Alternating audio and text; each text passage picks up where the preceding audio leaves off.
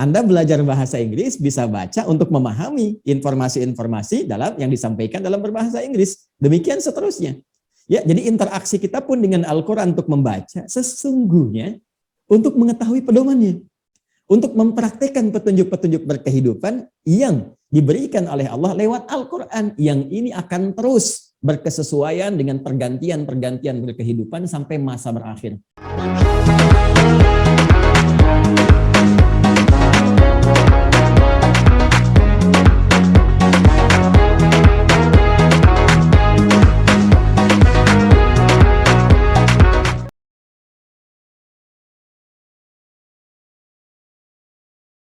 Mohon izin, bismillahirrahmanirrahim.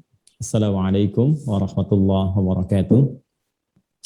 Alhamdulillahirabbil alamin, wassalatu wassalamu ala rasulillahil karim, nabiyina Muhammadin wa ala alihi wa sahbihi ajma'in. Wa ba'd. Pertama, kami ingin mengajak untuk bersyukur pada Allah Subhanahu wa taala bahwa kita masih diberikan kesempatan untuk menjalani aktivitas kehidupan kita. Dan mudah-mudahan seluruh kita tanpa kecuali, dan mohon diperkenankan di awal jumpa ini kami turut mendoakan kepada seluruh keluarga besar di LAN, Lembaga Administrasi Negara, semoga senantiasa disehatkan, dilindungi, dan mendapatkan bimbingan Allah Subhanahu wa taala untuk dapat menjalani tugas-tugas secara profesional dan tentunya dalam keadaan terbaik dan lebih mulia dibandingkan hari-hari sebelumnya yang telah dilalui.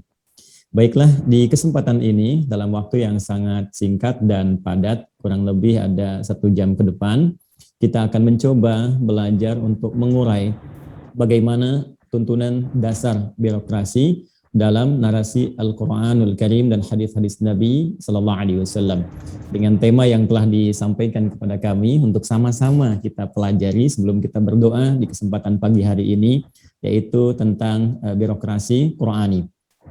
Baik, yang pertama kita akan coba klasifikasikan dulu 2 diksi ini terkait dengan birokrasi dan Qurani sehingga menjadi satu kesatuan yang utuh. Dengan satu pertanyaan besar terlebih dahulu, mengapa harus Al-Quran? Mengapa kita mesti belajar dari Al-Quran?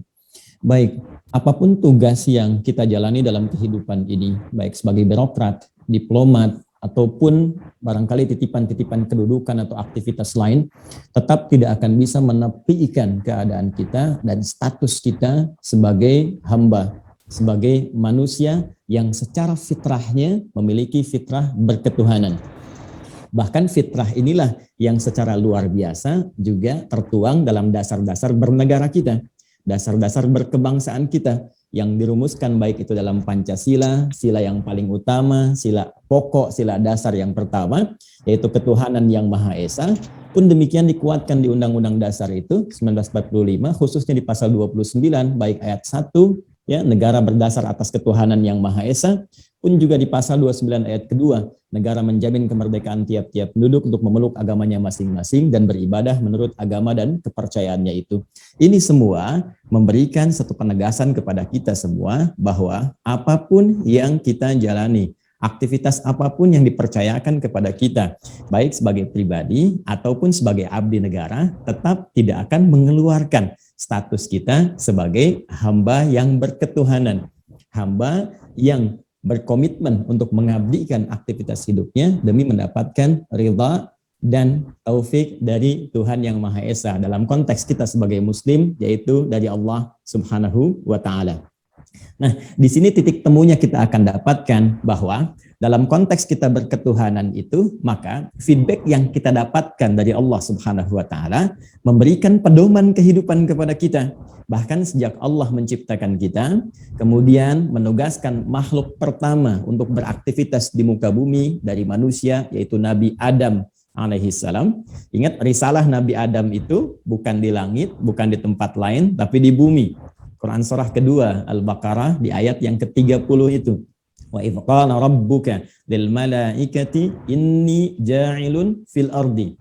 Ketika Allah menyampaikan kepada seluruh kalangan malaikat, Anda bisa bayangkan Bapak Ibu sekalian, saking luar biasanya, istimewanya tugas manusia itu, Ya, saking luar biasanya tugas kita semua itu, sampai tugas ini Allah langsung viralkan sendiri, bukan hanya di kalangan makhluk-makhluk seperti kita manusia, tapi bahkan dalam lingkaran kehidupan malaikat. Ya, kata Allah, saya sampaikan ada tugas penting yang hanya tugas ini akan diberikan misinya kepada manusia saja. Saking istimewanya tugasnya, saking pentingnya kita, Allah menyampaikan risalah ini kepada seluruh malaikat bahwa manusia ini akan bertugas di bumi dengan segala ragam aktivitas yang akan dijalani di kehidupan di bumi ini. Menariknya, ketika Adam memulai tugas pertamanya turun ke bumi, maka bersamaan dengan itu Allah Subhanahu wa taala juga menyandingkan atau memberikan pendampingan tugas ini dengan pedoman-pedoman berkehidupan yang disebut dengan hudan namanya. Ya, itu ada di Quran surah kedua Al-Baqarah di ayat yang ke-38.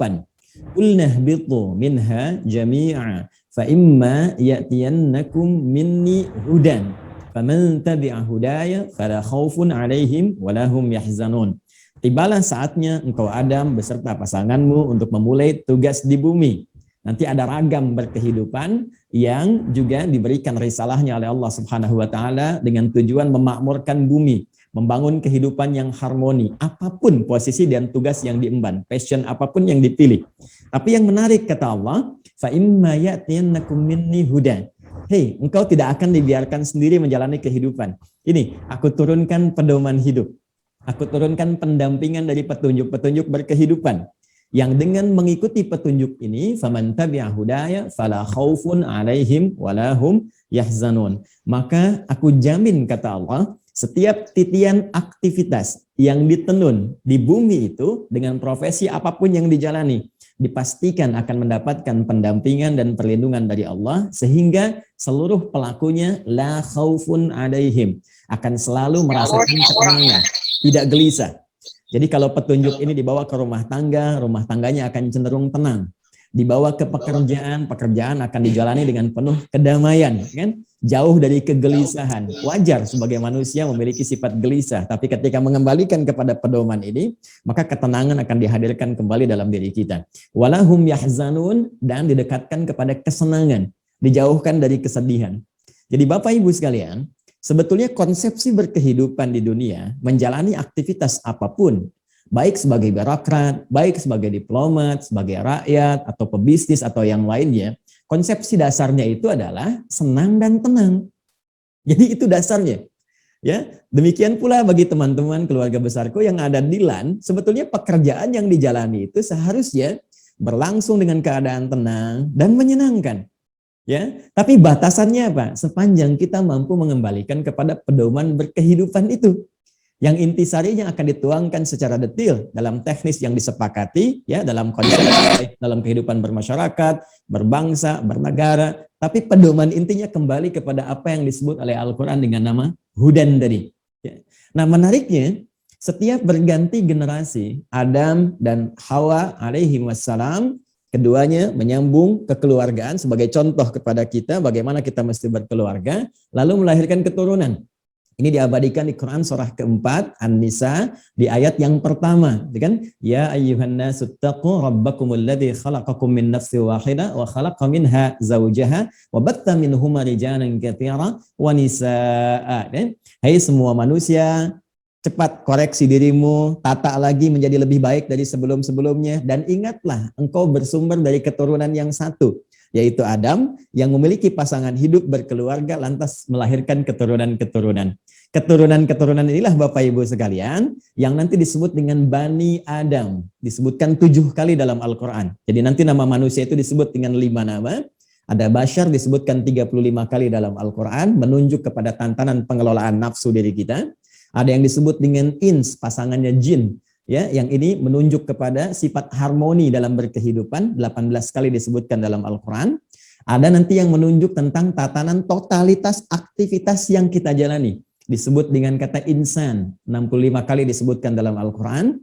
Ada nanti yang disebutkan menunjuk pada sifat sosialnya, yang tidak bisa hidup mandiri, ya, harus bisa bekerja sama dan sinergi dengan orang lain. Itu disebut dengan An-Nas. Disebutkan 241 kali dalam Al-Quran dan menjadi surah paling favorit di muka bumi bagi setiap muslim sampai sekarang. Surah An-Nas. Kemudian yang terakhir disebut dengan Bani Adam. 7 kali disebutkan dalam Al-Quran untuk menunjukkan genealogi kita. Semua manusia yang tersambung kepada Nabi Adam. Baik, apa pentingnya ini kemudian kita diskusikan sebelumnya saat kita akan memasuki konteks pembahasan birokrasi Qur'ani. Dari semua keturunan Adam yang silih berganti setelah generasi sebelumnya meninggal, karena sifat manusia itu pasti akan memiliki ajal. Quran surah ke-7 ya, Al-A'raf di ayat ke-34. Walikulli ummatin ajal. Setiap manusia dimanapun beraktivitas akan tiba masa akhir kehidupannya. Fa'idza jaa ajaluhum la yastakhiruna sa'ata wa la yastaqdimun. Kalau sudah tiba ajalnya, maka dia tidak bisa memilih atau dimajukan atau diakhirkan. Dia akan kembali kepada Allah. Maka ketika Nabi Adam, Sayyidah Hawa meninggal, berganti generasi setelahnya. Ada Nabi Nuh, demikian seterusnya sampai nanti ada Nabi Yusuf, terus ada Nabi Musa, Nabi Isa, sampai Nabi Muhammad SAW, sampai kita saat ini. Ya, yang berkehidupan, bahkan nanti hadir di komunitas kebangsaan, yang ini bahkan disebutkan ayatnya langsung dalam Al-Quran, surah ke-49, Al-Hujurat, ya, di ayat yang ke-13 itu.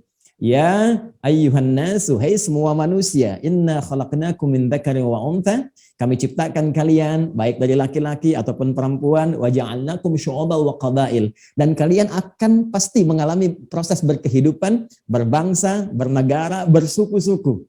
Jadi ini ayat tentang kebangsaan dalam Al-Quran, narasi-narasi kehidupan bernegara, bermasyarakat, yang menariknya juga disinggung dengan suku-sukunya.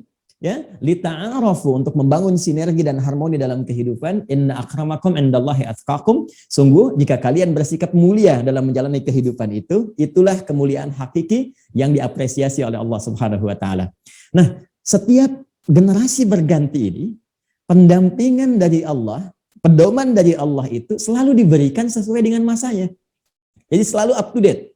Ya, pendampingan di masa Nabi Adam, nanti muncul Nabi Nuh, muncul terus sampai ke Nabi Muhammad SAW, itu diberikan petunjuk-petunjuk, risalah-risalah. Ya, orang yang menerima risalahnya disebut dengan Rasul namanya. Nah, setiap Rasul ini menariknya, itu diberikan oleh Allah pedoman-pedoman berkehidupan yang dikenal dengan nama kitab itu. Ya, kitab itu sejatinya adalah hudan. Ya, karena kalau Bapak Ibu kembalikan kepada Al-Quran, itu semua kitab-kitab yang diturunkan kepada para nabi dan rasul, itu oleh Allah dinamai sifatnya secara umum dengan nama hudan. Nabi Musa misalnya menerima kitab Taurat. Taurat disebutkan hudan dalam Al-Quran. Quran surah ke-17, ya, surah Al-Isra di ayat yang kedua. Wa antaina Musal kitaba. Kami berikan kepada Musa kitab untuk berpedoman dalam kehidupan, disampaikan ini kepada umatnya. Generasinya Musa alaihissalam. Kitabnya disebut apa? Ya, Taurat. Quran surah ketiga Ali Imran ayat yang ketiga. Ya, ketika Allah mengatakan nazzala 'alaikal kitaba bil haqqi musaddiqan lima bayna yadayhi wa anzalat Taurat. Taurat kepada Musa wal Injil, Injil kepada Isa alaihissalam. Keduanya wa ja'alnahu hudan. Ya, kami tetapkan kitab ini sebagai hudan, pedoman berkehidupan untuk umat di masa itu. Siapa mereka? Bani Israel. Ya, umatnya Nabi Musa, kaumnya Nabi Isa, namanya Bani Israel, di kalangan masyarakat tertentu. Nah, menariknya ketika sampai pada periode Nabi Muhammad SAW, Bapak Ibu sekalian, Allah turunkan juga ya pedoman yang terakhir, pedoman berkehidupan, karena beliau Rasul terakhir dan akan menghadapi umat sampai kehidupan berakhir. Ya, jadi tidak ada Rasul lagi setelah Nabi Muhammad SAW, maka diturunkan oleh Allah kitab yang paling sempurna. Kitab penyempurna, kitab paling spesial yang bernama dengan Al-Quran. Al-Quran inilah yang secara langsung oleh Allah disebutkan pula dengan nama hudan. Quran surah kedua Al-Baqarah di ayat 185. Syahrul Ramadan alladzi unzila fihi al-Quran hudan linnas. Ya, karena tadi nabinya terakhir, nabi yang paling mulia menghadapi umat terakhir, ya, maka kitabnya pun harus lebih istimewa, lebih sempurna. Ya kan? Maka diturunkan di hari yang istimewa, di bulan istimewa. Harinya Jumat, hari istimewa. Kemudian juga bulannya Ramadan, waktu yang istimewa. Malamnya Lailatul Qadar. Dan semua keistimewaan ini sesungguhnya untuk menunjuk pada satu fungsi besar dari Al-Quran. Apa itu? Hudal linnas. Jadi interaksi kita dengan Al-Quran sesungguhnya tidak hanya terbatas pada bacaan. Tadi yang dibuka ya dengan satu data statistik bahwa baru 30% di Indonesia dengan mayoritas muslim sedunia yang bisa berinteraksi dengan Al-Quran dalam konteks bacaan. Dan hakikatnya bacaan itu baru pembuka. Bisa baca itu kan untuk mengetahui isinya. Anda belajar bahasa Inggris bisa baca untuk memahami informasi-informasi dalam yang disampaikan dalam berbahasa Inggris. Demikian seterusnya. Ya, jadi interaksi kita pun dengan Al-Quran untuk membaca sesungguhnya untuk mengetahui pedomannya, untuk mempraktekkan petunjuk-petunjuk berkehidupan yang diberikan oleh Allah lewat Al-Quran, yang ini akan terus berkesesuaian dengan pergantian-pergantian berkehidupan sampai masa berakhir. Apa puncak tujuan utamanya? Kembali ke Al-Baqarah ayat 38 yang tadi saya sampaikan di awal. La khaufun alaihim walahum yahzanun. Jika kita bisa kembali pada pedoman berkehidupan ini melalui hudan yang Allah turunkan pada setiap nabi, maka Allah akan menjamin dengan sesungguhnya kehidupan kita akan begitu menyenangkan dan kehidupan kita akan begitu menenangkan. Dalam konteks inilah kalimat Qur'ani kita akan coba bahas dan terjawab pertanyaan kita, mengapa kita ingin mengkaji Al-Quran. Jadi tujuan besarnya adalah pertama karena kita adalah manusia yang berketuhanan, bahkan menjadi dasar dalam kehidupan bernegara kita. Yang kedua, Tuhan memberikan satu pedoman kehidupan dalam yang terdapat dalam Al-Quran, dan dengan kembali kepada Al-Quran itu kita akan mendapatkan kehidupan yang berketenangan, bimbingan yang menyenangkan, dan juga damai dalam menjalani kehidupan harian-harian kita sampai kembali kepada Allah Subhanahu wa taala. Sebelum masuk kepada kalimat birokrat Qur'ani, saya ingin berikan satu pembuktian dulu Bapak Ibu sekalian. Di zaman Nabi SAW diutus, ya Nabi kan kalau kita lihat secara geografis ya, di mana Nabi lahir dan menjalani tugas awalnya sebagai Nabi dan Rasul, itu berada di lingkungan masyarakat, di satu lembah yang dilukiskan di surat Ibrahim itu, Quran surah ke-14 di ayat ke-37-nya, di wadin ghairi dzi zar'in inda baitikal muharram. Di satu tempat yang sangat tandus, kan? Kemudian juga diliputi oleh satu nuansa geologisnya yang semuanya batu-batu itu, ya, dan mohon maaf jauh dari peradaban, walaupun diapit oleh ya ada kekaisaran Persia dengan Imperium Romawi, dua-duanya sangat luar biasa, tapi Nabi hidup dalam lingkungan tatanan yang sangat rendah, manusianya dilingkupi oleh kriminalitas sehingga disebut dengan jahiliyah namanya, tidak kenal nilai-nilai kebaikan dan tertinggal dari sudut pandang pengetahuan. Saya ingin cepat mengantarkan bahwa Allah tidak menurunkan kepada Nabi Muhammad SAW tongkatnya Nabi Musa untuk merubah keadaan masyarakat jahiliyah pada saat itu. Allah juga tidak menitipkan mu'izat Nabi Isa alaihissalam untuk bisa mengangkat derajat masyarakat jahiliyah pada saat itu. Tapi demi Allah saya katakan, Allah menurunkan wahyu yang terkumpul dalam Al-Quran. Yang dengan Al-Quran itu bisa mengangkat dan mentransformasikan mereka dari jahiliyah menjadi khairu ummah. Bapak Ibu nanti bisa lihat dalam miniasi kehidupan para sahabat Nabi, ada di antara mereka yang jadi diplomat, ya seperti Amr bin As yang berekspedisi dengan nilai diplomasinya dari Afrika Utara, mulai dari Mesir ke Libya, Tunisia, Maroko, Aljazair sampai dengan ke Syam, dan nanti berpusat di Syria dan berhasil diplomasinya. Ya, ada yang jadi birokrat nanti, ya, kemudian ada juga nanti yang berbisnis, semua aspek kehidupan dan dibawa kemanapun nilai Quran itu. Sepeninggal Nabi SAW sesuai dengan janji Allah. Dia akan melahirkan sebuah peradaban, kemajuan besar, baik itu di barat saat di Spanyol dengan 700 tahun, ya, yang kemudian berkembang, ataupun di timur di Baghdad sampai Saripati, keduanya diterapkan di barat sampai dengan saat ini.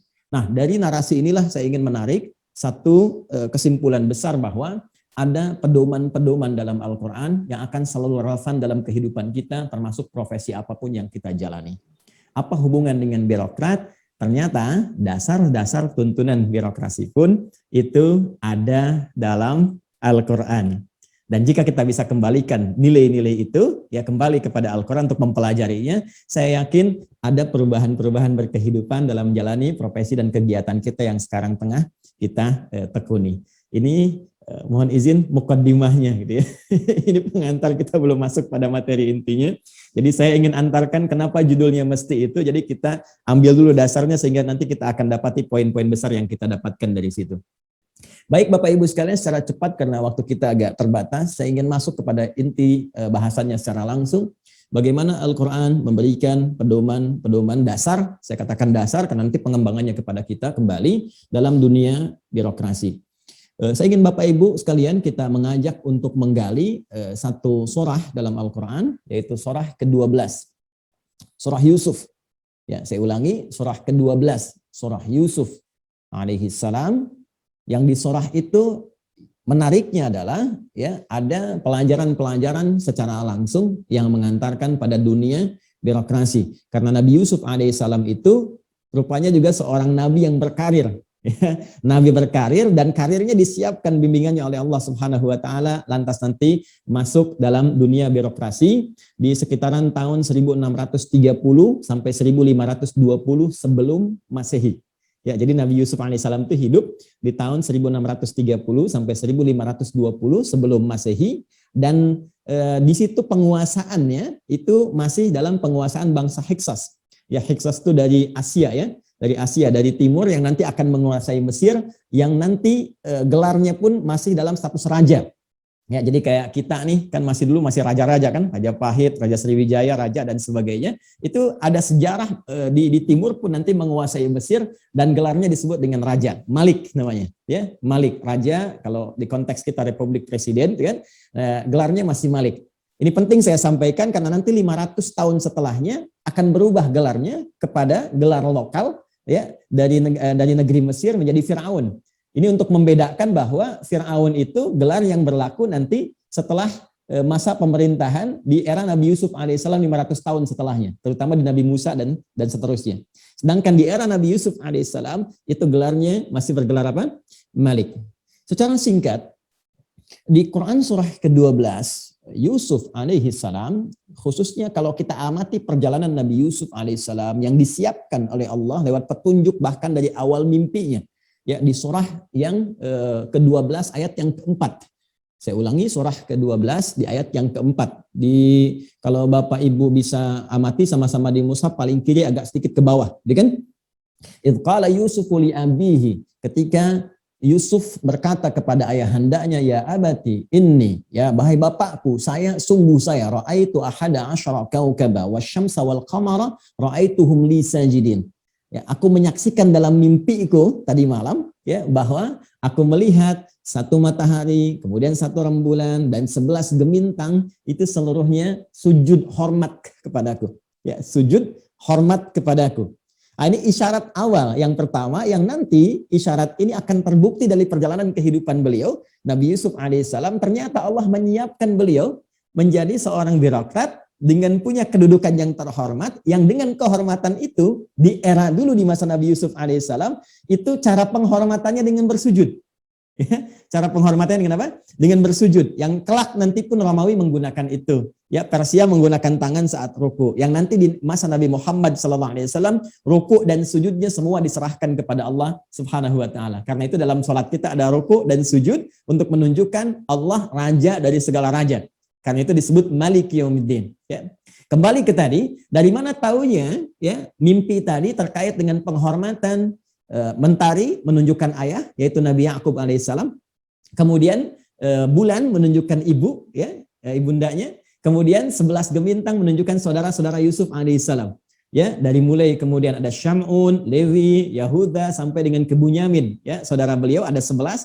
Itu kisah yang paling menarik Bapak Ibu sekalian. Nanti ini akan ditafsirkan dengan kejadian yang menimpa Nabi Yusuf ketika secara singkat, karena waktu kita terbatas, secara singkat beliau tiba kemudian di Mesir dalam satu proses yang sangat berliku, dan disitulah dikeluarkan dekret oleh raja pada saat itu yang secara resmi mengangkat beliau sebagai birokrat. Ya, kalau kita sekarang ASN, ya.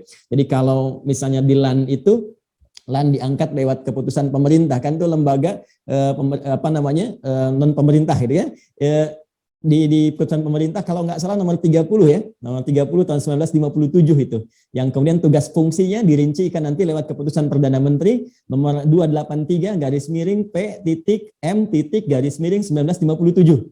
Ya, kalau itu untuk LAN. Ya, Nabi Yusuf itu keluar dekret raja, ya, keluar keputusan raja pada saat itu yang diabadikan di Quran surah ke-12 ayat 54 sampai dengan 55. Saya ulangi, Quran surah ke-12 Yusuf ayat 54 sampai dengan ayat ke-55. Di paling kiri di mushaf standar agak sedikit ke atas ya posisinya. Ada yang sangat menarik ketika itu diungkapkan. Satu, ini saya mau tunjukkan satu kitab tafsir ya. Saya mohon maaf nanti setelah masuk ke detil inti saya akan lambatkan karena ini saya masih ingin antarkan dulu bagaimana ayat-ayat birokrasi ada dalam Al-Quran. Ini tafsir yang sering banyak dikaji di Indonesia. Ya, namanya tafsir Jalalain. Ya, ini saya juga rekomendasikan ya. Ini tafsirnya sangat simpel sekali. Ya, sangat simpel, bahasanya sederhana, mudah dipahami dan sudah ada terjemahannya dan ini juga sangat bermanfaat. Ini satu jilid 30 juz. Ya. Nah, di ayat 54 sampai dengan 55 ini ada satu ya keputusan raja yang sangat menarik ketika beliau mengatakan kepada Nabi Yusuf alaihissalam, qala innakal yauma ladaina ya hafiz makinun amin. Ya, qala raja itu kemudian menetapkan, menyampaikan kepada Yusuf di hadapan seluruh, kalau kita ASN gitu kan, di hadapan nanti ada menteri-menterinya, di hadapan pegawai-pegawainya. Ya, innaka sungguh engkau Yusuf alaihissalam al-yauma mulai hari ini ditetapkan keputusannya ladaina makinun amin. Ya, engkau di kalangan kami ini diangkat sebagai birokrat di kalangan kami makinun yang diberikan kedudukan ya yang sangat kuat, kemudian aminun sangat terpercaya. Satu. Jadi ayat 54-nya ya. Ya, hati-hati Bapak Ibu sekalian, saya ingin tegaskan kembali, ini kalau bagi LAN yang umat Islam di LAN ya, pegawai-pegawai muslimnya, ini ayat LAN sebetulnya ini. Ya, wajib hafal nih Bu Laila dengan Pak Dr. Adi Suryanto. Ini pegawai LAN ini ya, ini mesti wajib hafal nih karena ini ayatnya LAN ini ya. Surat Yusuf ayat 54 sampai dengan ayat 55. Nah, kalimat makinun amin di tafsirnya, tafsir Jalalain itu ditafsirkan oleh beliau. Ya, perhatikan kalimatnya, ini langsung saya bacakan supaya tidak diduga-duga. Waqila katibun hasibun. Ya, waqila, dan di antara tafsirnya ada yang mengatakan bahwa beliau diangkat pada saat itu katibun hasibun. Ya, orang yang bertugas untuk mengolah tatanan administratif di pemerintahan pada saat itu. Nah, kalau sekarang posisinya Pak Adi Suryanto ya. Jadi apa namanya katibun hasibun itu satu. Ya, itu yang sangat menarik. Nanti ada lagi tafsir yang mengatakan khazainul ard dipahami dengan Menteri Keuangan. Ya, ada yang menafsirkan juga nanti itu dipahami dengan Menko, ya Menteri Koordinasi di bidang koordinator di bidang perekonomian. Tapi semua sepakat bahwa kedudukan yang dititipkan kepada Nabi Yusuf alaihissalam adalah sebagai birokrat yang aktif dalam pemerintahan. Langsung bertanggung jawab kepada raja pada saat itu, disebut bergelar dengan nama Al-Malik yang berada di Mesir. Ya, yang berada di mana? Berada di Mesir. Satu. Jadi kalimat dasar, tuntunan dasar birokrasi dalam Al-Quran diungkapkan dengan diksi yang pertama, makinun amin. Ya, saya garis bawahi dulu. Nanti kita terangkan dengan lebih pelan. Yang kedua, ketika Nabi Yusuf ditugaskan, diberikan dekret itu, atau diberikan lebih tepatnya keputusan raja pada saat itu, maka beliau mengatakan satu jawaban yang sangat luar biasa. Ya. Apa jawabannya? Perhatikan kalimatnya. Ini sesuatu yang sangat menarik. Qala ja'alni ala khazainil ard inni hafizun alim. Ketika rajanya mengatakan makinun, ya, makinun amin, Nabi Yusuf menjawab hafizun alim. Jadi ada 4 diksi kita temukan ya Bapak Ibu sekalian, dan di sini saya akan perlambat bahasan saya. Pengangkatan birokrasi yang dilakukan oleh raja pada saat itu menggunakan diksi kalimat makinun, satu. Yang kedua, aminun. Jawaban Nabi Yusuf alaihissalam yang menerima dan merespon keputusan raja itu diungkapkan dengan diksi 3. Perhatikan kalimatnya baik-baik. Hafizun. Yang keempat, alimun. Jadi ada 4 tuntunan dasar dalam dunia birokrasi yang disampaikan oleh Al-Quran, yang bila ini ditunaikan dengan baik dalam tugas-tugas yang kita emban, bahkan sampai dengan kini, maka janji yang disampaikan oleh Al-Quran, la khaufun alaihim wa lahum yahzanun. Maka Allah akan bimbing tugas-tugas itu menjadi bagian yang menyenangkan ya dalam pekerjaan kita dan menenangkan saat dijalaninya. Mari kita kembalikan. Yang pertama, keputusan raja diungkapkan dalam bahasa Al-Quran dengan menggunakan kata makin. Kata makin pada mulanya dalam bahasa Arab itu seakar dengan kata makan wa makana. Makan itu menunjuk kepada tempat, makana menunjuk kepada kedudukan. Yang dengan kedudukan itu akan menjalani satu tugas yang diembankan kepadanya. Jadi ada makanun, kemudian ada makanatun. Makan menunjuk kepada tempat, ya, di ilmu sharaf itu dalam derivasinya ada isim makan, kata-kata yang menunjuk kepada tempat. Ya, rumusnya menggunakan mim di depannya, ya, kalau dia 4 huruf, kemudian diakhiri dengan di akhirnya menggunakan kasrah sebelum huruf akhir. Seperti sujud, ya, sujud kita menghamba, tempatnya disebut dengan masjid. Ya, ini sifatnya umum. Ya, jadi setiap tempat yang diberikan atau kedudukan yang dititipkan untuk menjalani sebuah kegiatan itu disebut dengan makan tempatnya, makanah kedudukannya. Kalau itu diterima dengan kuat, ya, diterima dengan kuat untuk diberikan kedudukan dan diberikan kekuatan dengan kedudukan itu untuk menjalani sebuah tugas tertentu, maka kalimatnya berubah dari kata makan dan makanah menjadi makinun namanya. Makin. Ini memberikan kesan kepada kita bahwa dalam profesi apapun ketika kita bertugas dalam sebuah lembaga kah, dalam sebuah instansi kah, ya, yang mengandung nilai-nilai birokrasi, maka petunjuk pertama Allah memberikan satu isyarat kepada kita, tempatkan orang-orang yang kuat di posisinya dengan jaminan kekuatan yang diberikan oleh pimpinan di atasnya. Ya, kalau di dunia administratif sekarang, ya, keluarkan SK-nya. Ya, SK-nya, surat keputusannya, ya, surat tugasnya yang dengan itu akan menguatkan posisi dia sehingga tidak disoal dalam menjalankan satu kewajibannya atau tugasnya dari sudut pandang hukum yang berlaku dalam tempat pekerjaan dia. Satu. Ya. Jadi siapapun yang bertugas dalam dunia birokrasi ketika akan menempatkan seseorang, maka makinun, berikan dukungan, berikan perlindungan, berikan kekuatan dari pimpinan atasannya, ya, berikan perhatian yang dengan itu tugas kepercayaan yang diemban akan kuat diterima dengan baik. Tapi tidak cukup sampai di situ. Karena itu standar. Ya, semua pegawai yang diangkat pasti diberikan SK. Ya kan? Di dunia birokrasi itu standar, ya kan? Tapi kalimat kedua ini yang membedakan. Aminun. Ya, makinun, aminun. Nah, kata amin itu dalam bahasa Arab mengandung dua makna yang saling menguatkan satu dengan yang lainnya.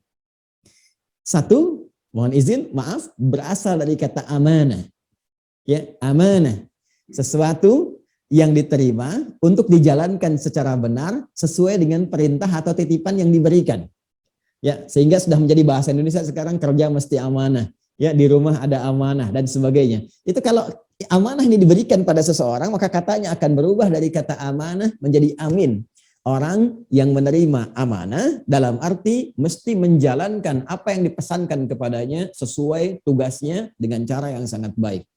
Maka ketika SK itu diberikan untuk bertugas dalam dunia birokrasi, apapun tugas kita, dalam konteks sekarang misalnya di LAN, maka keputusan yang diberikan, surat yang diberikan itu mesti diiringi dengan komitmen menunaikan tugas itu secara benar. Jadi kalau ada birokrat muslim di sini, ya, yang hadir dalam kehidupan di LAN, bekerja di LAN, lembaga administrasi negara misalnya, ya, dia baca Quran, dia muslim, dia mengimani Al-Quran, tapi tidak amanah dalam pekerjaannya, nah, maka ada yang harus dievaluasi, dikoreksi, dikembalikan lagi kepada tugas-tugas pokok yang diberikan kepadanya. Jadi yang pertama, tuntunan birokrasi dalam Al-Quran, terima, ya, tugas yang diberikan itu dengan baik dan jadikan itu sebagai komitmen untuk menunaikan, ya, tugas-tugas itu dengan cara yang paling profesional, cara yang benar, dan yang penting dicatat, itu disebut oleh Allah sebagai amanah. Itu disebut oleh Allah sebagai amanah. Jadi bukan hanya dari pimpinan diberikan SK. Lebih daripada itu, kalau Allah nggak berkehendak nggak akan jadi. Ya, kalau Allah nggak berkehendak, betapapun Anda berusaha dengan segala kemampuan, Allah tidak berkehendak, nggak diangkat kamu. Tidak, nggak akan terjadi. Karena kaidah dalam kedudukan itu di Quran surah ketiga Ali Imran di ayat ke-26 sampai dengan 27 tegas Allah mengatakan, "Qulillahumma malikal mulki tu'til mulka man tasha wa tanzi'ul mulka mimman tasha." Ya, katakan kepada seluruh umat manusia Muhammad sallallahu alaihi wasallam, "Qulillahumma malikal mulki." Katakan, ya Allah, hanya Engkaulah, ya, malikal mulki, raja dari segala raja yang mengatur semua kedudukan jabatan dalam kehidupan. Tu'til mulka man tasha. Hanya Engkau, ya Allah, yang berkehendak untuk menitipkan satu kedudukan, ya, satu jabatan kepada siapa yang dikehendaki. Jadi sebesar apapun kita berusaha, ya, sebesar apapun kita berkehendak, kalau Allah tidak memberikan amanahnya kepada kita, tidak memilih kita, ya, maka mustahil kita akan ada di posisi itu. Karena itulah tugas apapun yang diberikan kepada Anda, saya, kita semua, bahkan dalam konteks birokrasi yang kita bahas saat ini, maka posisikan itu bukan hanya titipan jabatan yang diberikan lewat SK, tapi lebih daripada itu amanah dari Allah Subhanahu wa taala yang akan dipertanggungjawabkan di hadapan Allah. Jadi pekerjaan Bapak Ibu itu jangan dikira hanya bekerja menjalankan tugas negara saja, tidak Pak Bu. Itu amanah. Kalau kita niatkan sebagai ibadah, itu melahirkan pahala. Jadi semua pekerjaan Anda, kalau Anda niatkan sebagai ibadah, ingin membantu menertibkan administrasi negara, membantu supaya berjalan dengan baik, masyarakat menerima manfaat, itu berubah sifatnya dari sekedar rutinitas menjadi ibadah. Dan di Quran disebut dengan hasanah namanya. Ya, disebut dengan hasanah. Setiap hasanah itu dikerjakan, hasanah itu perbuatan baik yang punya nilai pahala. Ya, karena tidak semua perbuatan baik punya nilai pahala. Ya, sepanjang tidak diniatkan sebagai ibadah. Mohon maaf ya, mohon maaf sebesar-besarnya. Ini makan, minum, kerja, itu rutinitas perbuatan baik. Makan membuat tubuh kita baik. Kerja membuat kebaikan untuk orang. Tapi kalau nggak kita niatkan untuk kepentingan ibadah, maka itu menjadi rutinitas. Anda bekerja dengan kewajiban, Anda dapat hak gaji, itu kan di akhir bulan, ya ataupun di awalnya, itu berlangsung seperti itu saja. Tapi ketika Anda mengatakan saya beriman, apa yang membedakan iman Anda dengan orang yang belum beriman? Apa yang membedakan status iman kita di hadapan Allah? Ya ibadah tadi. Karena itulah ketika Anda meniatkan Anda bekerja untuk kepentingan ibadah, maka pada saat itu perbuatan Anda akan berubah menjadi hasanah. Ada di Quran surah ke-6 Al-An'am di ayat 160. Kata Allah, "Man jaa'a bil hasanati." Siapa yang mengerjakan sebuah perbuatan baik dan diniatkan sebagai ibadah, ya, falahu asyru amsalihha. Dia langsung mendapatkan poin akhirat di sisi Allah. Malaikat catat. Jadi ketika Anda mengetik, Anda menulis, Anda mereferensikan, diniatkan ibadah, itu punya nilai pahala. Ya, sekarang nggak tampak. Yang sekarang tampak itu mungkin ya gaji, fasilitas, dan sebagainya. Itu dunia, dan semua ditinggalkan. Tapi ketika kita kembali kepada Allah, maka apa yang dibawa? Karena statusnya kan meninggalkan dunia, telah meninggal dunia. Artinya semua fasilitas dunia kita tinggalkan. Nah sekarang kita akan berpindah kepada tempat yang baru, dimensi yang baru. Anda pindah rumah, pindah tempat saja butuh bekal. Pindah ke negara lain tugas itu butuh bekal. Sekarang kita akan pindah ke sebuah dimensi, tempat yang baru, ya, yang lebih jauh, lebih luas, lebih kompleks, maka kita pun butuh bekal. Bekal itulah yang disebut dengan ibadah. Dan perbuatan tadi disebut dengan hasanah. Setiap kita mengerjakan perbuatan punya nilai ibadah, disebut dengan hasanah tadi, maka tertuliskan nilai pahalanya, itu yang menjadi bekal kita saat pulang kepada Allah. Makanya semua orang Islam itu sering berdoa. Ya, doa di Al-Baqarah ayat 201 itu. Ya Rabbana atina fid dunya hasanah wa fil akhirati hasanah wa qina adzabannar. Dan di antara sekian manusia banyak yang bermohon kepada Allah, ya Allah, jadikan semua aktivitas kami di bumi memiliki nilai hasanah, punya nilai ibadahnya. Kerja jadi ibadah, makan jadi ibadah, berkeluarga ibadah, wa fil akhirati hasanah, dan bekal itu yang akan kami dapatkan, kami lihat saat di akhirat nanti, saat pulang. Jadi kalau ingin lihat pahala bukan sekarang waktunya, saat di akhirat, saat kembali. Nah, yang paling menarik, peluang pekerjaan di dunia birokrasi itu pun itu bisa menjadi hasanah. Sepanjang tuntunan dasarnya dipraktekkan. Jadi kalimat makinun amin yang pertama memberikan kesan kepada kita, kalau jadi birokrat dimanapun maka jaga amanah dengan baik. Maaf, jangan menyimpang, jangan korupsi, ya, hati-hati. Menyalahi amanah itu termasuk yang kecil-kecil. Tugas kerja dimulai jam 7, datang jam 8, ya. Kewajiban dikurangi dalam penunaian, tapi hak nggak mau dikurangi. Gaji nggak mau sempurna terus, tapi pekerjaan dikurangi. Ya. Harusnya kembali dari istirahat jam 1, datang jam 2 misalnya. Nah, itu sudah mengurangi nilai amanah. Ya, baru yang kecil-kecil. Apalagi bila terjadi hal-hal yang tidak kita inginkan seperti korupsi, sogok-menyogok, dan sebagainya. Maka itu sudah bergeser dari ketentuan dasar yang dituangkan dalam Al-Quran dengan nilai-nilai yang sangat mulia. Ini bagian yang pertama. Nah, kata amin juga mengandung sisi yang kedua. Kalau Bapak Ibu sudah menemukan pegawai-pegawai yang amanah, kan? Pegawai-pegawai yang benar, yang jujur, menjalankan tugas secara profesional, maka amin memaknai nilai yang keduanya adalah kepercayaan yang utuh. Kepercayaan yang sepenuhnya.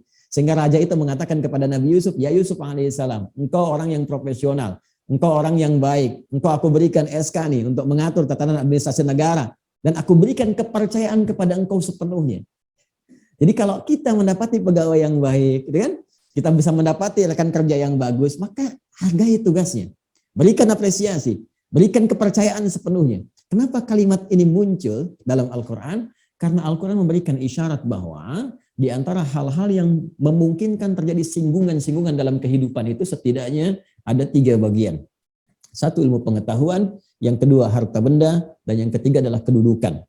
Ingat, orang yang punya pengetahuan akan memungkinkan ada singgungan-singgungan dengan hal-hal yang lain yang memungkinkan, mohon maaf, terjadi konflik di antaranya. Demikian harta benda dalam prakteknya, dalam bisnis ya, kadang-kadang terjadi persaingan yang ingin menyingkirkan, menyungkurkan dan sebagainya. Pun demikian dalam konteks dunia ya, berkedudukan, baik di birokrasi, diplomasi, itu oleh Al-Quran diberikan isyarat akan sangat mungkin terjadi ya satu singgungan-singgungan yang semua akan saling bersaing.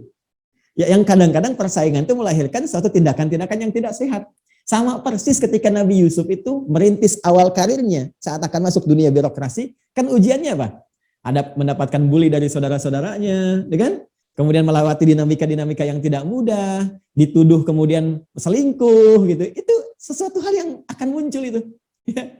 Makanya hati-hati di dunia pekerjaan tuh. Isu-isu kedekatan ya, yang bukan pada tempatnya itu bukan amanah. Ya kan? Isu-isu korupsi, isu-isu macam-macam.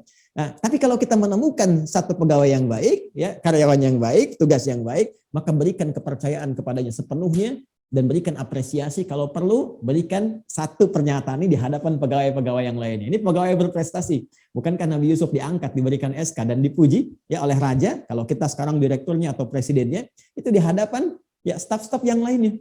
Ini dia nih. Makinun amin, makinun amin, makinun amin. Sehingga dengan itu termotivasi kembali untuk meningkatkan kinerjanya dan melahirkan satu pengabdian yang sangat luar biasa. Baik, dari 10 menit yang tersisa, saya ingin mengurai 2 diksi terakhir. Ya, 2 diksi terakhir. Apa jawaban Nabi Yusuf ketika beliau diberikan tugas lewat keputusan raja tadi dengan mengatakan makinun amin, aku berikan kedudukan yang kuat dengan SK ini. Kemudian aku minta engkau bekerja secara profesional, memegang amanah dengan baik, dan aku berikan kepercayaan sepenuhnya di hadapan para staf-staf yang lainnya. Maka kata Nabi Yusuf alaihissalam, perhatikan kalimatnya, inni hafizun alim. Inni hafizun alim. Masya Allah. Kata beliau dijawab dengan sangat tegas sekali, ya, sungguh aku hafizun. Ya, dari kata hafidha yahfadhu, hafidhun wa hafidhun. Jadi ada hafidh, ha, alif, fa, dha, hafidh. Ya, berarti menjaga.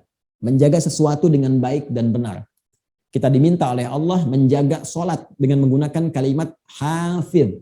Ya, Quran surah kedua Al-Baqarah ayat 238. Hafidhu ala salawati was salatil wusta. Jaga sholat dengan baik dan benar. Jaga waktunya jangan sampai terlewat. Jaga kekhusyuannya. Ya, jaga penghambaan kita kepada Allah. Ini kalimat yang sama, diksi yang sama bila kita gunakan dalam dunia birokrasi dengan jawaban Nabi Yusuf alaihissalam dengan mengatakan inni hafidhun. Hafidhun itu bentuk superlatif dari kata hafidh. Di hafidh saja itu sudah komitmen untuk menjaga dengan benar. Menunaikan sesuai dengan tugasnya, waktunya, kekhusyuannya, pengabdiannya. Maka kalau kita bentuk jadi bentuk superlatif, maka berubah kalimatnya dari kata hafidhun menjadi hafidhun. Sebagai jawaban dari Nabi Yusuf alaihissalam, siap paduka raja, saya terima tugas ini sungguh aku hafidhun, akan komitmen menjaga amanah ini dengan baik.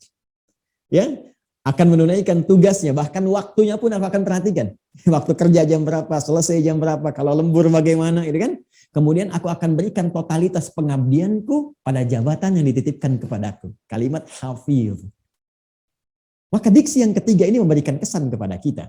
Kalau sudah diberikan dari atasan kepercayaan kepada kita, ya dengan kedudukan tertentu, tugas tertentu, dengan porsi-porsi sesuai dengan posisi kita yang kita emban pada saat ini, maka setelah kita menerimanya sebagai amanah yang harus diterima dengan baik, menghindarkan perilaku yang sangat menyimpang, bertentangan dengan tata tertib yang berlaku, maka hadirkan komitmen dari dalam diri kita.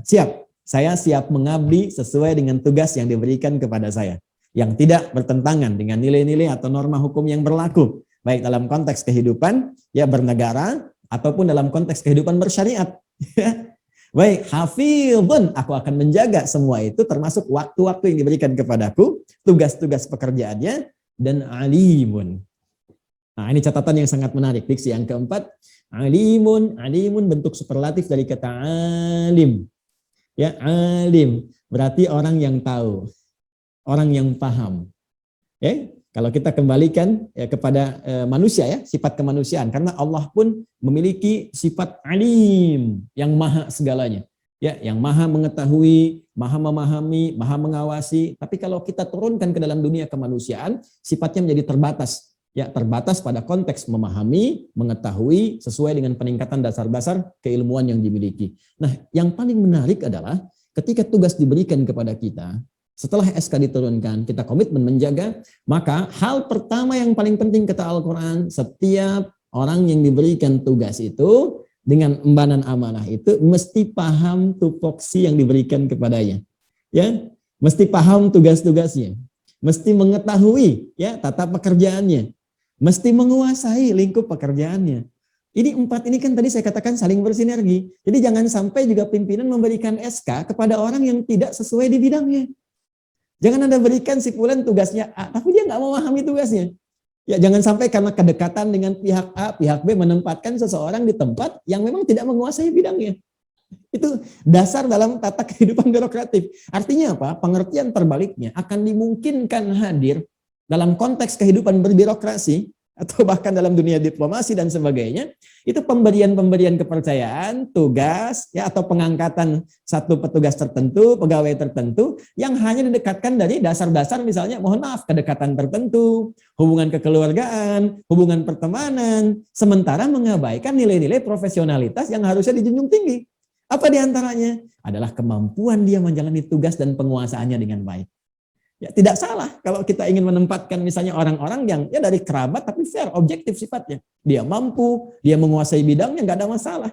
Ya, ya Pak Habibie menugaskan Ilham misalnya, Ilham Habibie karena kompetensinya luar biasa, nilainya bagus misalnya. Ya, atau misalnya Utsman bin Affan radhiyallahu taala anhu mengangkat birokrat di sekitaran beliau di masa Utsman khalifah ketiga, itu banyak saudaranya. Ya, tapi yang menarik semua pakar di bidangnya. Maka kembali kepada kita semua, 4 hal ini menjadi sangat luar biasa kalau kita bisa amanah dalam pekerjaan, menerima keputusan dengan baik, kemudian atasan selalu mensupport, memberikan dorongan, perhatian, mengapresiasi, lalu meningkatkan pengetahuan kita untuk menguasai ya dan memahami dengan baik tugas yang diberikan kepada kita serta komitmen menjaganya, maka itu dasar-dasar birokrasi terbaik yang bisa kita jaga, yang melahirkan pekerjaan yang menenangkan, menyenangkan, dan mengangkat karir kita ke tempat yang lebih tinggi seperti Allah mengangkat Nabi Yusuf alaihissalam. Dan semua pokok-pokok ini Allah buka secara objektif, kesempatannya terbuka untuk siapapun dari semua hamba. Karena Nabi Yusuf pun bukan orang kota, Bu, Pak. Nabi Yusuf itu orang daerah. Ya, orang desa. Deso, asalnya dari Kanaan, dari Palestina. Ya, tapi peluang mendapatkan kedudukan atau bahkan harta benda atau apapun yang ingin dicapai termasuk pengetahuan terbuka bagi semua kalangan tanpa memandang status sosialnya. Ya, baik itu yang lahir di desa, berkehidupan di desa, ataupun di kota dan sebagainya, semua punya peluang yang serupa untuk mendapatkan tatanan apresiasi tertinggi dari Allah Subhanahu wa taala sesuai dengan kerja keras dan pengabdiannya dalam rangka beribadah kepada Allah Subhanahu wa taala. Seperti Nabi Yusuf yang pernah dari Kanaan Palestina menjadi birokrat yang hebat di Mesir dan melahirkan banyak kebijakan-kebijakan bermanfaat bagi masyarakat pada saat itu dan kurang lebih bertahan 500 tahun sampai diutusnya Nabi Musa alaihissalam dengan konsepsi yang baru. Saya kira itu 2 ayat saja yang kita bahas, baru dari dasar-dasar ya, berkehidupan di zaman Nabi Yusuf alaihissalam 1630 sampai 1520 sebelum Masehi yang diabadikan dalam Al-Quran. Kalau kita bahas dari awal Pak, Bu, kisah Nabi Yusuf ini sebetulnya kompleks ya, dan sangat luar biasa dan akan ditemukan. Dan kasusnya banyak sering terjadi gitu ya, sangat sering terjadi. Karena dari awal itu memang surat ini disiapkan untuk menunjukkan kepada kita bagaimana kehidupan ya, tatanan birokrasi yang merintis karir dari awal sampai dengan meraih kesuksesan sampai dihargai, dihormati oleh seluruh keluarganya. Saya tutup, kalau sudah sukses, sudah baik, sudah mendapatkan kedudukan yang tinggi, mohon maaf, jangan merasa yang paling hebat, jangan merasa yang paling punya kedudukan, ya, jangan sampai melupakan orang-orang terdekat. Karena Nabi Yusuf pun ketika mendapatkan tingkat tertingginya, beliau merangkul semua kalangan di sekitarnya, bahkan mengajak semua serta keluarganya datang memaafkan semua saudara-saudara yang pernah keliru kepada beliau, sehingga dengan itu mengangkat derajat lebih tinggi daripada sebelumnya. Semoga yang sukses-sukses, yang sudah berada di atas, jangan lupakan kawan-kawannya. Yang satu lifting, satu angkatan, yang mensupport, yang dulu makan sama-sama, yang dulu saling mengantar dan sebagainya. Jangan lupakan keluarganya, yang ibunya mungkin sangat setiap malam menangis, mohon sujud kepada Allah. Ayahandanya memohon yang terbaik, sekalipun telah wafat, berikan yang terbaik minimal dengan doa. Dan jangan lupakan juga pengabdian yang lebih besar dengan secara profesional pada tugas yang diberikan kepada kita dalam kehidupan berbangsa, bernegara. Dan saya ingin mengakhiri sebelum berdoa, tanamkan kecintaan yang penuh dalam jiwa kita, kepada negara kita, kepada bangsa kita, dalam rangka beribadah kepada Allah Subhanahu wa Ta'ala, karena negara ini pun titipan. Negeri ini amanah, maka cintai bangsa kita, Indonesia kita, dengan bekerja secara yang benar, dan niatkan sebagai ibadah karena Allah supaya mendapatkan penilaian terbaik sisi Allah Subhanahu wa Ta'ala. Saya kira itu yang bisa saya ulas, karena kita diberikan waktu hanya sampai jam 9 ya dari timing yang saya terima. Dengan itu saya ingin mengajak kepada Bapak Ibu sekalian untuk mengimplementasikan apa yang telah kita pelajari hari ini, minimal dengan doa terlebih dahulu pada Allah Subhanahu wa Ta'ala. Semoga dengan doa itu semua tugas-tugas kita dilancarkan, pekerjaan kita juga dibimbing, dan tercapai apa yang kita harapkan seluruhnya.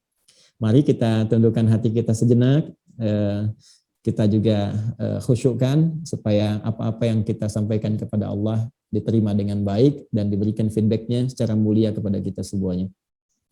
Alhamdulillahirabbil alamin, arrahmanir rahim, maliki yaumiddin. Iyyaka na'budu wa iyyaka nasta'in, ihdinas siratal mustaqim. صراط الذين أنعمت عليهم غير المغضوب عليهم ولا الضالين اللهم صل وسلم على رسولك الكريم نبيك الأمين سيدنا محمد وعلى آله وصحبه أجمعين ربنا لا تدع لنا في مقامنا هذا وفي كل مقام ذنبا إلا غفرته. Ya Allah, kami mohon kepadamu, bila siapapun yang terhubung dengan kami pada saat ini, di pengajian ini, masih memiliki kekurangan ya Allah, kesalahan-kesalahan ataupun dosa-dosa, maka mohon ya Allah, ampuni segala kesalahannya. Maafkan ya Allah segala kesalahannya, hilangkan semua dosa-dosanya, dan berikan kebeningan hati dalam jiwanya. Wala hamman illa farajtah, ya Allah, jika di pagi ini ada di antara kami yang masih diliputi kegelisahan, maka mohon tenangkan jiwa kami, sehingga bisa damai dalam jalani aktivitas yang kami jalani di hari ini dan selanjutnya. Allahumma waladainan illa qadaitah, jika ada di antara kami ya Allah yang terlilit oleh utang piutang, kesulitan finansial dalam kehidupannya, maka mohon berikan rezeki yang luas untuk dapat melunasi utang-utang dan dapat meringankan beban kehidupan yang kami jalani. Allahumma wala asran illa yasartah, ya Allah, jika di pagi hari ini ada yang tengah mengalami kesulitan dalam kehidupannya, di rumah tangganya, di pekerjaannya, atau apapun dalam hidupnya, maka mohon ringankan dan hilangkan segala kesulitannya ya arhamar rahimin. Allahumma wala maridan illa syafaitah, ya Allah, jika ada di antara kami yang tengah diuji dengan penyakit, seberat apapun ya Allah, keluarga kami, kawan kami, rekan kami, sahabat kami, mohon angkat dan sembuhkan penyakitnya ya arhamar rahimin, dan berikan hikmah terbaik dari musibah yang tengah Kau titipkan dan ujikan kepadanya. Allahumma rabbana atina fid dunya hasanah wa fil akhirati hasanah wa qina adzabannar. Ya Allah, anugerahkan kami kesempatan untuk beraktivitas yang melahirkan nilai-nilai pahala dalam kehidupan dunia kami, yang kami dapatkan hasanah itu di akhirat kami, dan jauhkan kami dari segala aktivitas perilaku yang dapat mengundang murka dan neraka-Mu ya arhamar rahimin. Allahumma wahid sufufana waj'al hubbana ya Allah li hubbika li hubbi nabiyyika wa hubbi biladina ya arhamar rahimin Indonesia. Ya Allah, satukan kami dalam kebaikan, tanamkan cinta dalam jiwa kami yang dalam kepadamu ya Allah, kepada Rasul-Mu dan pada negeri kami tercinta Indonesia. Allahumma jannibna minat tafruqah, ya Allah, jauhkan kami dari perpecahan yang menghilangkan harmoni dalam kehidupan kami ya rabbal alamin. Bifadlika subhana rabbika rabbil izzati amma yasifun wa salamun alal mursalin wa akhiru da'wana alhamdulillahi rabbil alamin. Terima kasih Bapak Ibu sekalian atas kesempatan yang diberikan. Sekali lagi saya sangat berbahagia, mengapresiasi, dan saya menjadikan pertemuan kita ini menjadi bagian dari pengabdian kami juga kepada bangsa, kepada negara dalam konteks beribadah kepada Allah Subhanahu wa Ta'ala.